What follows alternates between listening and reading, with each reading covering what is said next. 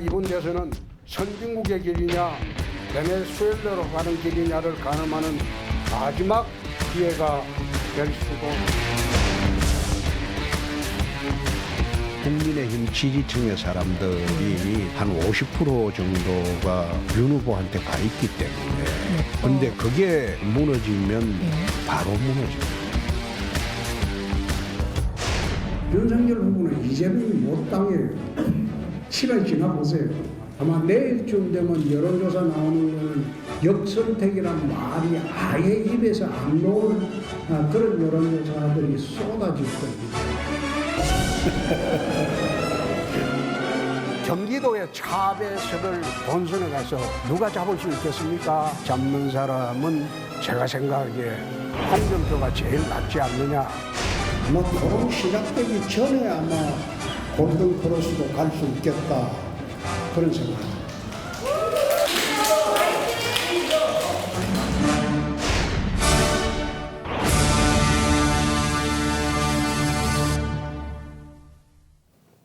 내년 대선이 3월 9일이니까요. 이제 채 6개월도 남지가 않았습니다. 이 후보 선출을 위한 여야의 경선 날이 갈수록 치열해지고 있습니다. 네, 네 분과 함께 정치권 소식 자세히 짚어보겠습니다. 신성범 전 새누리당 의원, 김종욱 동국대 행정대학원 대학교수, 윤기찬 변호사, 장윤미 변호사 나오셨습니다. 네, 안녕하십니까? 반갑습니다. 자, 우선 여론조사 추이를 좀 짚어보도록 하겠습니다. 저희가 뭐 진행을 하면서 여론조사 바로 얘기하는 건 거의 없었던 것 같은데 그만큼 지금 홍준표 국민의힘 의원의 상승세가 심상치가 않고 뭐 호언장담을 했었는데 골든크로스 얘기를 했는데 추석 전인데 벌써 어느 정도 이루어지는 듯한 분위기입니다. 그러니까 말이에요. 저게 중요한 건데 예. 지금 정확하게 말하면 국민의힘에서 윤석열 후보의 독주가 끝나고 윤석열, 홍준표 양강 구도가 시작됐다는 지점이에요, 저게. 그리고 처음으로 오차 범위 밖에서 이제 홍준표 그러니까 지금까지 후보가, 홍준표 후보가 간혹 이기게 나왔는데 오차 범위 안에서 윤석열 후보를 이기는 건 처음이죠. 근데 저걸 어떻게 볼 거냐? 결국은 윤석열 후보가 지난 3월 달에 총장직을 그만두고 나서 3, 4, 5, 6, 7, 8 7개월 정도 독주했잖아요. 예. 그게 드디어 이제 브레이크가 걸렸다는 취지고 저게 국민들의 민심 지짐을 정확히 해봐야 게 지금까지는 윤석열 후보 지지가 유지된 게 그나마 윤석열만으로 정권 교체를 이룰 수 있다. 정권 교체의 가장 큰 수단이었는데 홍준표 등장, 홍준표로도 정권 교체가 가능하다는 지점이 있는 거예요. 저거는 윤석열 후보의 불안감을 느끼거나 실망한 사람들이 홍으로 대거 이동한다. 그래서 유심히 봐야 될 지점 오히려 저희가 플랜 B라는 얘기를 많이 할 때 최재형 후보 얘기를 했었는데 그러니까 그 최재형 후보는 하는 거 보니까 아닌 뭐 좀 더 신뢰도가 안 가니까 예. 홍 후보로 저는 몰린 거죠. 그래서 따라서 저 지점이 홍준표로도 정권 교체 가능하다는 게 만약에 확인되는 순간 지금까지 유지됐던 윤석열 후보 지지율이 굉장히 좀 빠질 가능성이 좀 더 높다고 봐요. 예. 그동안 이 홍준표 후보의 상승세를 놓고 여권 지지자들을 일부러 좀 상대하기 쉬운 야권 후보를 선택하는 이른바 역선택 아니냐 맞습니다. 이런 얘기가 나오면서 경선 룰에 역선택 방지 조항을 포함할지 안 할지 갈등했었고요. 반면 홍 의원 측에서는 그게 아니라 확장성이 그만큼 있는 거다 그렇죠. 이렇게 또 주장을 했었습니다. 이번 조사도 보면요. 민주당 지지층에서 홍 의원 지지율이 높게 나오긴 했지만 20대 지지율도 윤 후보보다 2배 넘게 또 홍 후보가 맞습니다. 많이 나왔거든요. 이걸 놓고 봤을 때는 역선택만으로 이런 결과가 나오기에는 좀 어렵지 않느냐 이런 해석도 있고요. 그렇죠. 역선택만으로는 어렵지만 역선택도 상당한 영향을 미치는 건 사실이죠. 예. 왜냐하면 이제 민주당 지지층, 진보 지지층, 대통령 국정 긍정 지지층 같은 경우는 거의 3-4배 정도가 많아요. 홍준표 의원이요. 이제 말씀드린 대신 이제 국민의힘 지지층 같은 경우가 과거에 차이가 많이 났었는데 제가 볼 때 지금 한 50대 30 정도의 차이가 나는 거니까 상승세가 분명히 있는 거죠. 근데 앞으로 시간이 지나면 지날수록 제가 볼 때 홍준표 의원에 대한 민주당 진보 대통령 국정 긍정 지지층의 지지율은 떨어질 수밖에 없겠죠. 예. 그렇다면 더 많은 본인의 어떤 상승 기류들을 만들어내야 되는데 홍준표 의원한테요. 제가 볼 때 이건 지금 단기적인 좀 제가 볼 때는 선거 전술의 효과라고 보는 측면들이 꽤 있어요. 왜냐하면 일단 그 윤석열 후보가 선거 전술을 잘못 채택한 측면들이 꽤 많이 있어요. 뭐를 잘못할게요? 선거 전술을요. 아, 전술이요? 그러니까 대통령과 이재명 뭐 여당 후보와 각을 세웠어야 되는 거고 예. 본인의 자질과 역량, 능력을 보여줬어야 되는 건데 예. 그렇게 하지 않고 갑자기 어느 날 홍준표 의원을 공격하니까 그냥 홍준표 의원이 갑자기 시야에 확 들어와 버리게 된 상황이 된 거고 홍준표 의원은 그와 정반대로 윤석열 후보의 아주 취약점이라고 얘기할 수 있는 20, 30대 진보, 중도층을 공격해내고 배신자 프레임을 통해서 정통 보수층들을 결집하는 방식을 통해서 계속 표를 모았거든요. 예. 저는 그런 측면에서 단기적인 선거 전술에서 윤석열 후보가 홍준표 후보에게 패배한 거다. 하지만 이 추세를 계속 유지할 건가? 제가 볼 때는 앞으로도 많은 출렁거림이 있을 거기 때문에 예. 제가 볼 때 홍준표 의원이 저렇게 너무 기뻐하시는 건 너무 좀 이르지 않을까 이런 생각이 들긴 합니다. 그렇군요. 여론조사 그래도 오차 범위 밖에서 처음으로 이제 승리한 여론조사가 나왔으니까 아마 캠프에서는 굉장히 좋아할 것 같습니다. 그래서 그런죠. 이 여론조사 때문인지는 모르겠지만 홍준표 의원이 하는 이야기가 이제 귀에 더 들어오기 시작한 것 같습니다. 윤석열 전 총장을 향해서도 이 고발 사주 의혹에 대해서도 좀 날을 세웠는데 어떤 얘기했는지 한번 들어보시죠. 대검 범죄 정보 분석관이라는 사람은 검찰총장 직속 보고기관이에요. 그걸 작성해서 김웅 의원한테 넘겨줬다고 하는데 그래 되면 총장의 양해 없이 가능했겠느냐. 또 총장이 양해 안 했다 이러면 그거는 좀 어불성설이겠죠. 총장한테 법적 책임이 있죠. 법적 책임이 있다는 말씀은 사실로 드러날 경우에는 해당 후보는 자격이 없는. 그래, 그거는 정치적인 문제고, 그건 정치적인 문제죠. 법적 책임은 다른 절차가 있잖아요. 자, 가정법이지만 양해 없이 했겠느냐 그리고 법적 책임에 대해서도 이야기를 했습니다. 고발 사주 의혹이 이제 점차 확산되면서 저희가 아까 좀 전에도 얘기했지만 이제 플랜 B가 혹시 홍준표 후보한테 가는 거 아니냐 이런 분석도 있는데 동의하십니까? 고발 사주 의혹에 대해서 사실은 국민적 여론이 좋지는 않죠. 다만 이제 홍준표 후보의 저런 말씀은 조금 아쉬운 부분은 이 고발 사주 의혹이 야당도 연관이 돼 있다고 지금 의혹을 제기하는 거거든요. 그러니까 정치 공작이다 이런 또 주장도 있습니다. 일단 여당의 주장을 보면 예. 검찰과 야당이 여당 인사를 공격했다. 예. 서로 공모해서 이런 취지가 깔려 있어요. 예. 그렇다면 기존의 검찰 개혁이 아닌 검찰 장악을 위해서 여당이 해온 것에 대해서 야당이 비판을 했고 그것이 국민적 지지를 얻어서 정치정이 변경이 됐단 말이에요. 변화됐단 말이죠.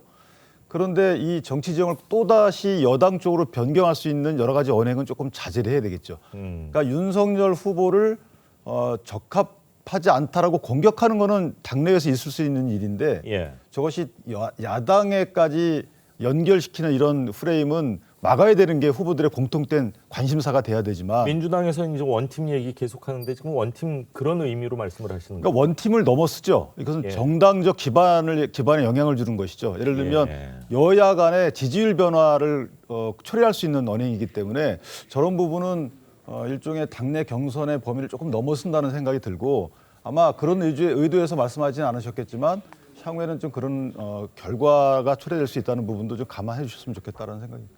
네. 예. 민주당 대선 주자들 사이에서도요. 야권 대선 주자가 홍준표라면 내가 홍준표 대항마다 이런 목소리들이 나오고 있습니다. 영상 보겠습니다. 우리의 대항마가 지금까지는 윤석열 씨가 아닐까라고 많이 생각을 했을 텐데 이제는 대항마가 바뀌는 상황이 온 것 같습니다. 윤석열 씨의 대항마를 이재명 후보로 보았다면 홍준표가 대항마가 될 경우에 홍준표를 이길 수 있는 후보는 정세균밖에 없다. 이번 대선에서 상대해야 할 야권의 대선 후보는 누구라고 예상하시는지? 불평등 양극화의 근본 원인 지대개혁이다 일찍이 말씀드렸는데 이 홍준표 후보님은 그런 소리를 전혀 하실 줄 모르더라고요. 그래서 네. 이건 그냥 제가 이길 자신이 있다. 네. 작년 총선에서 양산으로 와서 한판 승부를 하는 듯 했는데 비급하게 대구로 도망갔는데요. 그 홍준표 후보를 확실하게 잡을 수 있는 후보가 감히 저 김두관이라고 생각합니다. 네, 그동안 민주당에서는 야권 대항마를 윤석열 후보로 보고 이 윤석열 후보 비판에 집중하는 듯한 모양새였는데 예. 이제는 그 분위기가 약간 홍준표 후보로 옮겨간 것 같기도 하고요. 그렇습니다. 지금까지는 사실 거론 자체를 많이 하지 않았죠. 견제구도 많이 날리지 않았는데 이제는 지지세가 좀 심상치 않다라고 진단을 하는 것 같고, 그러니까 민주당에서도 정책과 관련해서 뭐 수술실 CCTV 이슈에 대해서 홍준표 의원이 반대 목소리를 낸 것에 대해서 굉장히 아쉽다. 라고 이야기를 하고 진단을 하고 공개석상에서 사실상 이제 견제를 하는 그런 방향도 나타나고 있고, 민주당 의원들도 실제로 이거 바닥 민심이 바뀌고 있는 것이 심상치 않다 이렇게 진단을 하고 있습니다. 왜냐하면 이번 대선에서 정권 교체를 원하는 국민들이 상당수 있습니다. 그런 상황에서 이번 대선의 기치라고 할 수 있는 공정과 상식, 처음에는 윤석열 전 총장이 그 깃발을 들었는데 사실 본인이 정치적인 행보를 보여오는 그 과정 속에서 상식적이지 않다고 판단하는 국민들이 상당히 많이 이제 계시는 것 같습니다. 뭐 부정식품 이야기랄지, 뭐 그리고 공정과 관련해서도 지금 불거지는 그런 고발 사주 의혹들, 공정과 상식의 어떤 가치와는 상당히 거리가 있기 때문에 그걸 바라는 국민들이 누구를 시선을 향하게 되었느냐, 저는 그게 야권에서 홍준표 후보라고 생각합니다. 그렇기 때문에 단순한 역선택이다, 확장성이 없다 이렇게 폄훼할 사안은 아니라고 생각합니다. 이 정권 교체 열망이 높다 이렇게 말씀을 하셨는데 SBS 발표한 여론조사를 보면요, 내년에 정권이 교체되는 것이 좋겠다 하는 응답이 51.8%가 나왔습니다. 그리고 정권을 민주당이 재창출해야 한다는 답변보다 그러니까 12.5% 정권 교체가 더 높게 나왔거든요. 정권 교체 여론이 높음에도 불구하고 현재까지 여론조사에서는 야권 주자들의 지지율이 생각보다 그렇게 많이 높지는 않거든요. 50% 이상이 정권 교체를 바라는 거에 비해서는 후보들의 지지율은 좀 떨어지는 이유는 뭐라고 보십니까? 근데 이제 양자 대결을 보시면 아시겠습니다만 개별 후보들은 다르겠지만 양자 대결을 하게 되면 어떤 여론조사 같은 경우는 소위 야권 후보가 상당히 높게 나오는 케이스도 있거든요. 그런 경우가 뭐냐면 정권 심판을 바라고 있는 표심이 이제 그쪽으로 가는 양상들이 계속 보이는 거기 때문에 저는 기본적으로 민주당의 최대 지금 약점은 뭐냐면 이 부분이거든요. 정권 교체에 대한 흐름들이 계속 강화되는 것.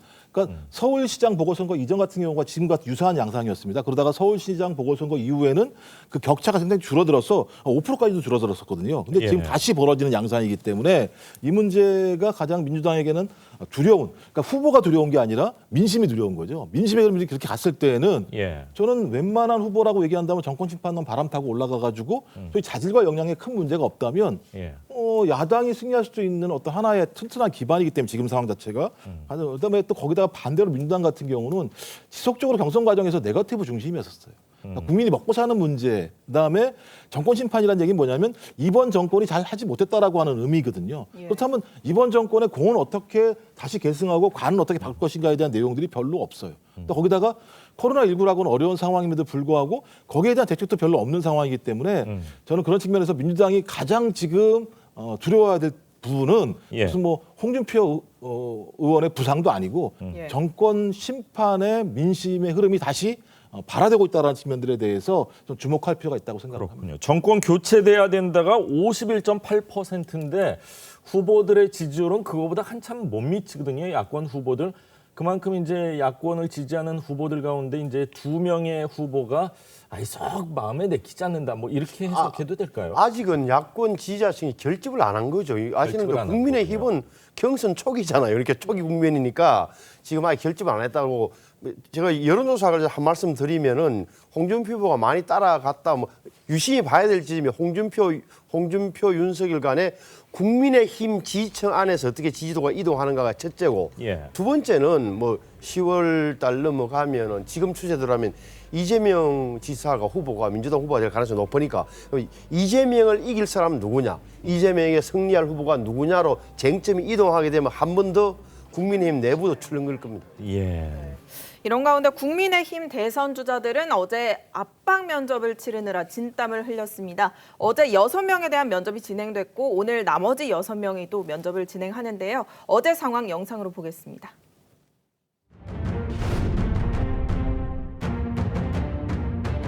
여성들이 지지를 안 한다는 얘기입니다. 왜 여성들은 왜 홍준표 후보를 지지를 안 할까? 혹시 이게 예전에 그 여성 비하, 막말, 발언, 돼지발정제 이런 것들이 굉장히 좀 안 좋은 이미지로 남아서 그렇습니다. 아 맞나요? 성희롱 논란이 있었잖아요 그때. 그거는 근거 없는 낭설이. 예, 국민의힘은 탄핵의 강을 건넜다고 보십니까? 건너고 있는 중이죠. 다 건넜는데 유승민 후보만 아직 못 건너신 것 같아요. 유승민 후보만 지금 배신자 뭐 이렇게 이미지 아이콘이 있어서. 그 질문하시는 분은 제가 배신자라고 생각하세요? 아니 그러니까 제가 보수 진영에서 왜 지지가 안 오르는지 좀 억울하십니까 그게? 솔직히 말씀드려서 억울하죠. 억울한데 정작 공약을 딱 보게 되면 굉장히 울트라 라이트세요. 작은 정부론인데 사실 정부라는 건 커도 문제고 작아도 문제고 작은 정부라고 한마디로 표현하는 것은 조금 적절치 않은 것 같고 본인의 표현인데 아니, 그러니까 작고 그다음에 스피디하고 스마트하다는 것은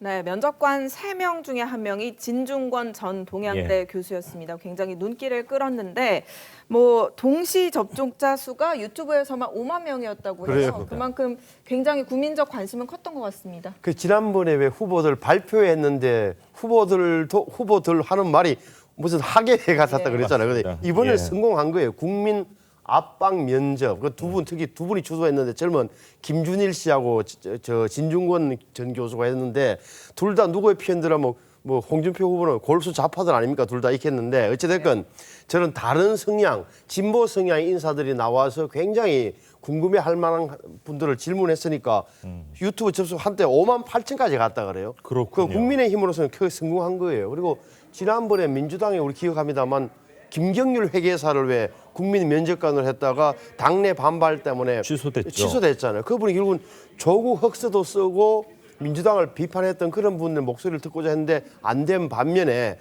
국민의힘에서는 일부 강성 지지자들은 왜 저런 사람을 갖다가 면접관 앉히냐고 불만이 있을 수 있겠으나 적어도 전반적으로 보면 저런 사람 불러다가 궁금해했던 거 확실하게 다른 시각에서 물어보고 함으로써 후보들의 생각을 좀 더 들여다볼 수 있었다는 측면에서는 성공적이었다고 봐야죠. 그렇군요. 면접도 그렇고요. 나는 국대다에서 대변인 뽑을 때도 그렇고 국민적인 관심은 확실히 있었던 것 같습니다. 그런데 면접이 끝나고 나서요. 일부 후보들이 면접관을 향해서 좀 불만을 공개적으로 터뜨리기도 했는데 한번 들어보시죠. 일리가 있는 것 같기도 하고요. 어떻게 판단하시는지 한번 들어보시죠. 면접관의 문제가 있습니다. 제가 알기로는 진중권 교수는 윤석열 후보를 공개적으로 지지한 사람으로 알고 있는데 선관위가 어떻게 저런 분을 면접관으로 모셨는지 모르겠습니다. 두 분은 그 골수 좌파인데 베개 꼬였더라고. 그래서 질문도 별로 불편하지는 않았습니다. 자, 홍준표 의원이 뭘 얘기를 하면 이렇게 미소를 띠게 하는데 어떻게 공감을 하십니까? 이 국민의힘 지지자들 입장에서는 일정 부분은 또 공감할 수도 있을 것 같은데요. 그럴 수 있겠습니다만 골수좌파, 그러니까 홍준표 후보가 얘기하는 골수좌파가 많이 도와주신 거 아니에요 이번에? 엄청 흥행했잖아요. 5만 명이 봤죠. 그다음에 또 하나는 뭐냐면 진보 인사가 검증을 했으니까 또 알리바이도 만들어진 거 아니겠어요? 보수끼리 한 게 아니니까. 거기다가 얼마나 토론회 안 한다고 국민들이 뭐라고 그랬습니까? 근데 이거 한 방에 또 끝난 거 아니겠습니까? 토론회는 아니죠. 뭐 저건 토론회는 면접이라고 아닙니다만 봐야 되겠죠. 계속 예를 들면 토론 안 하려고 하는 거 아니야? 논쟁이 많았습니다만 압박 면접하면서 이렇게 세 가지나 효과를 봤는데 다 끝나고 난 다음에 갑자기 이런 말씀을 하신다? 아니, 선수가 심판 탓하면 안 되죠. 그리고 심판도요 관중이 보고 있으면 판정 못 해요. 그런데 그런 상황인데 그거 가지고 와서 진짜 쫀쫀해요 이렇게 말씀하시는 거. 이거 한 나라의 국정을 운영하시겠다는 분이 이거 가지고 문제 제기하시면 안 되는 거. 그리고 대통령 되면은 보수층만 뭐 보수층 국민만 모시고 예를 들면 대한민국 국정 운영하실 거 아니시잖아요. 예. 저는 빨리 국민의힘은 이제 토론회 하셔야 돼요. 민주주의 핵심은 토론이에요. 토론을 하지 않게 되면 국민의힘 지지층이든 국민이든 검증도 예를 들면 변별력도 알 수가 없어요. 저는 이제 진검승부는 이 면접이 이거 압박 면접은 제가 볼 때 일종의 알리바이용 같고요. 그 다음에 진짜 토론회에서 후보들 간의 후보들끼리 세상을 어떻게 보고 있지, 미래를 어떻게 갈 것인지에 대해서 보여줘야 됩니다. 저는 그때 아마 판결이 날 것 같으니까 괜히 이런 거 가지고 홍준표 후보나 유승민 후보나 쫀쫀하게 문제제기 하시지 않으셨으면 좋겠어요. 교수님께서 지금 토론회가 꼭 필요하다 이렇게 말씀을 하셨는데 앞서 뭐 비전 발표회도 그렇고 이번 면접도 그렇고 대체 후보들 간의 상호 토론은 언제 진행되는 맞습니다. 거냐 이런 시각이 있는데 변호사님 동의하십니까? 토론이 이제 물리적으로 좀 한계가 있어요. 12분이 하다 보니까 사실 제대로 토론이 힘들고 예. 이번에 압박 면접하고 정책 심층 검증 그런 시나리오인데 이것도 한 22분에 30분 정도 진행이 됐거든요. 후보 1인당. 그렇기 때문에 국민들에게 말을 하는 거였고 질문도 사실은 질문을 국민들로부터 공개적으로 저희가 모집을 했어요. 예. 그런 질문 내용이기 때문에 다소 토론의 방식이 좀 아쉬웠다 하더라도 동시 접속자 5만 명을 넘기는 이런 흥행 성공을 의도한 행사입니다. 토론회 8번으로 추려진 이후부터는 많이 잡혀있기 때문에 예. 아마 그때 활발한 토론을 통해서 국민께 다시 어필하는 절차가 있습니다. 그렇군요. 자, 계속해서 민주당으로 좀 가보겠습니다. 이낙연 전 대표가요, 충청 경선에서 참패한 이후 의원직 사퇴라는 승부수를 던졌는데요. 경쟁자인 이재명 지사를 겨냥하는 듯한 발언들이 계속해서 나오고 있습니다. 직접 들어보시죠. 잘못된 선택의 여지가 생겨서는 안 되겠다. 저라도 모든 것을 던져서 그런 배수의 진을 치게 된 겁니다. 비교적 높은 지지를 받고 계시는 분들이 좀 불안합니다. 그리고 그분들의 정책이라든가 살아온 궤적이 좀 걱정스러워서 그런 결심을 하게 됐습니다. 불안함에 관한 건데요. 사실은 저는 매우 안정적으로 정책을 운영해요. 자, 살아온 궤적이 좀 걱정스럽다 이런 발언 듣기에 따라서는 뭐 충분히 할 수 있는 얘기이기도 하지만은 이렇게 지목된 사람 입장에서는 인신공격성으로 네거티브를 안 하겠다 했는데 그렇게 들릴 수도 있을 것 같거든요. 어떻게 들으셨어요? 저도 이 말을 안 했으면 더 좋았겠다라는 생각이 들었습니다. 왜냐하면 사실 그 충청권에서 굉장히 큰 차이로 패하지 않았습니까? 그리고 그 원인을 진단하는 데 있어서 이거 네거티브가 결코 표심에 영향을 미치지 못하고 오히려 반작용만 일으켰다. 그래서 잠행도 하고 이 모든 일정을 취소하면서 전략을 수정했는데 예. 사실상 의원직을 던지는 배수진까지 친 상황에서 본인이 주자로서 앞으로 어떻게 하겠다는 본인의 이야기를 했어야지. 사실 물론 본인의 이야기를 하고 계시고 99%대 1%로 이재명 지사에 대해서 흠결을 얘기하더라도 사실 언론이 주목하는 건 그 1 아니겠습니까?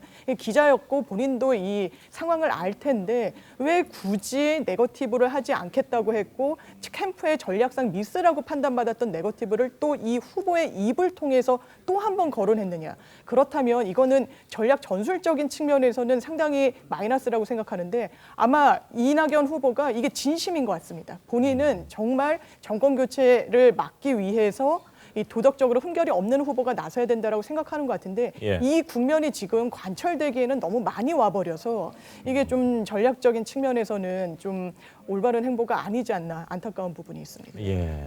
이낙연 전 대표가 그제 의원직 사퇴를 선언했는데 하루 만인 어제 바로 국회의원실에서 짐을 정리를 했다고 합니다. 그런데 예. 지도부는 또 만류한다고 하는데 이 의원직 사퇴가 지도부의 결단도 중요할 텐데 지도부가 만약에 처리를 안 한다면 좀 뭐 어떻게 액션으로 보일 수도 있을 것 같고. 그래서 방을 빼신 거예요. 사실 처리 절차는 이제 본회의에서 허가가 나야 되기 때문에 예. 상정 절차 자체가 진행이 안 될 수 있어요. 지금 윤희숙 의원도 다 같은 의원회관에서 상황입니다. 다 짐 챙겼다는 거 아닙니까? 네, 그러니까 이낙연 지사의 이번 그 의원직 사퇴 배수진은 저는 상당히 효과가 있을 거라고 봅니다. 왜냐하면 이제 이재명 지사에 대한 여러 가지 발언이 네거티브로 보일 수도 있지만 대선 적합도 면에서 이낙연 지사가 적합도를 따지는 사실 선거인단에 대한 65만 명, 이제 8일부터 투표가 시작되고 있는데 그 65만 명에 대해서 어필을 할 수 있는 충분한 배수진이 됐어요. 거기다가 이낙연 지사가 이번에 보니까 감성적인 모습을 또 많이 보이고 있고 하기 때문에 저는 이번 이낙연 지사 이번 이 의원직 사퇴 수는 효과가 좀 어느 정도 반영되지 않을까라고 생각하고 있습니다. 그렇군요. 지금 이낙연 의원도 그렇고 윤희숙 의원도 그렇고요. 집권당인 민주당이 다수기 때문에 지금 사퇴는 쇼다 뭐 이렇게 계속 지금 야당 의원 윤희숙 의원을 공격을 했었는데 처리 안 할 수도 없고 할 수도 없고 진퇴양난인 것 같은데 민주당 지도부가 최종적으로 본회의 상정 동의하겠습니까? 본인이 저렇게 원하는데 이낙연 후보나 이낙연 의원이나 윤희숙 의원 둘 다 마찬가지잖아요. 본인들이 원하는 게 진정성 진짜 원하느냐 그렇다라고 답변하는 마당에 처리를 미룰 이유는 없어요. 근데 이낙연 의원의 의원직 사퇴가 긍정적 효과가 있을 거예요. 물론 모든 분이 알다시피 지금 호남을 겨냥한 거예요. 그러니까 지금 70만 명의 민주당 권리당원 가운데 제가 들으니까 호남이 광주, 전남, 전북 20만이라 그래요. 그러니까 저게 가장 큰 부분이에요. 그러다 보니까 모레 64만 명의 1차 선거인단 투표 결과 나오는 거와는 별개로 그건 국민선거인단이고 가장 큰 20만 명을 겨냥해서 제가 이렇게 완전히 저를 던집니다. 모든 걸 걸고 저는 이번에 승부를 합니다라고 호남인들에게 호소하는 대목이죠. 그래서 추석 이후에 어떻게 될지는 모르겠으나 제가 듣기로는 제가 알기로도 호남 민심이 굉장히 혼란스러운 거예요. 이낙연 후보를 지지해 줘야 되는 거 아니야? 그래도 우리 후보인데라고 하는 하나 있는 거고 또 하나는 또 추석이 연휴가 껴 있지 않습니까? 그래도 뭐 될 사람 이재명 후보 같은데 충청도에서 된 거 보니까 이렇게 되는 거라서 저는 흔들리고 있다. 저 지점을 이낙연 후보가 과연 성공할 수 있을까까지는 저는 뭐 모르는데 적어도 던졌다는 승부수는 타이밍은 좀 사실은 저 방법밖에 없는 것 아니냐. 이낙연 후보로서도 그런 생각은 들어요. 이낙연 전 대표가 의원직을 던지면서 또 주목을 받는 게 이재명 지사는 그럼 언제까지 경기지사직을 유지할 거냐 이렇게 지사 찬스 논란이 재점화되고 있는 겁니다. 야당에서도 지금 이낙연 지사 내려와라 이렇게 주장을 하고 있는데 이 지사 좀 영향을 그 주장에 받겠습니까? 영향을 받겠습니다만 이재명 지사는 계속 일관되게 얘기한 게 있죠. 본인이 이제 국민에게 이미 얘기했습니다. 본인은 경기도지사직을 최대한 유지하겠다라고 얘기를 했었고 저는 적어도 공기도민에 대한 책임감을 끝까지 하겠다라고 얘기했었기 때문에 저는 어떤 상황이 온다고 하더라도 저는 뭐 만약에 10월 달에 지금 여론조사대로 돼서 이재명 후보가 민주당 후보가 된다라고 얘기한다면 그때 가서는 뭐 12월 9일이 법적인 마지막 기한입니다만 그 전에 지사직을 그만둘 수 있겠습니다. 만약 결선 투표가 없으면 딱 한 달 후네요. 오늘이 10일이니까요. 그렇죠. 한 달 후죠. 한 달 후에 10월부터 12월 9일 사이에 그만둘 수 있겠습니다만 저는 그 전까지는 본인이 이야기한 내용들을 이러한 상황 때문에 그만둘 거라 생각이 들지 않고요. 또 문제는 뭐냐면 저는 이 후보 이낙연 후보의 이 카드가 참 가슴이 아픈 게 이 카드를 쓰고 나면 쓸 카드가 별로 없어요. 마지막 카드라는 거고요. 그다음에 국회의원직을 그만둔 이유에 대해서 많은 지지층들 같은 경우는 많이 헷갈릴 거예요. 국회의원직을 그만둔다는 의미가 뭐지? 국회의원직을 그만두면 우리가 표를 줘야 돼?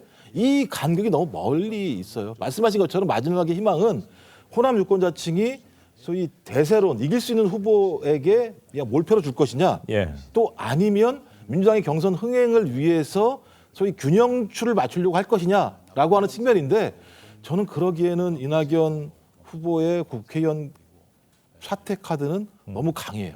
그렇군요. 그것을 감내하기 어려울 정도의 카드를 던졌기 때문에 아마 호남 유권자층들은 상당히 지금 고민스럽겠습니다만 저 모습을 그대로 받아들여서 하나의 반전을 만들어내기에는 쉽지 않은 구도가 아닌가 생각이 들어요. 그렇군요. 만약 의원직 사퇴가 현실화된다면 대선 날 보궐선거는 또 종로에서 치러지는데 민주당 입장에서는 종로라는 지역구가 그렇게 또 호락호락하지가 않기 때문에 그거에 대한 부담도 분명히 또 가지고 있는 것 같습니다. 자, 정가 소식 신성범 의원, 김종욱 교수 두 분 말씀은 오늘 여기까지 듣겠습니다. 말씀 감사합니다. 감사합니다.